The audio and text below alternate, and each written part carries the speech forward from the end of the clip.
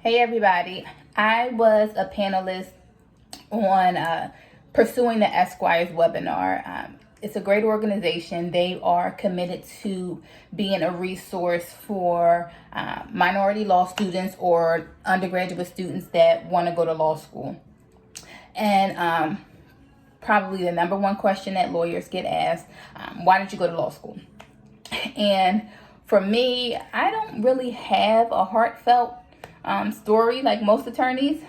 For me, I was an undergrad, I was a sophomore, and I decided I was going to go to law school. I woke up one day and said, let's go to law school. Of course, I thought about it more after the idea popped into my head, and I thought that being a lawyer, I could use this platform to help my community. At the time, I didn't know how I was going to help. I didn't know how I was going to give back, but that's kind of what I went with, and I went to law school. And people always seem to be disappointed when I give that answer, but it's the truth. I know some lawyers have a heartfelt story as to why, or reason as to why they went to law school. For me, I just woke up and said, let's go to law school. After the panel, a student reached out to me.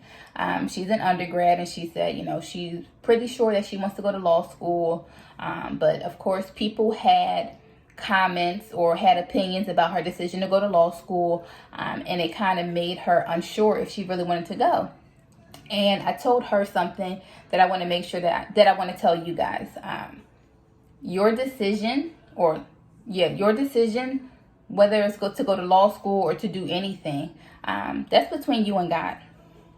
You don't need anybody to co-sign it. You cannot expect people to understand your decision because they're not going to. People look at things from their own perspective. And so if it's something that they wouldn't do, they are likely going to have negative remarks or talk to you and tell you why you should not do it. I meet people all the time that say, I wanted to go to law school. And when I ask why they didn't go, it's usually, so-and-so said it was hard, or it was going to be too much work, or it's going to take a long time. One, the time is going to pass anyway. It's 3 years. But two, when I usually ask who is so-and-so or are they an attorney, the answer is usually no. So you allow yourself to be dissuaded by somebody who has never even experienced what it is that you want to do. And I don't think that's a good idea. It is okay if you're going to make an informed decision to change your mind, but at least make sure that the person that you are talking to has actually experienced that thing.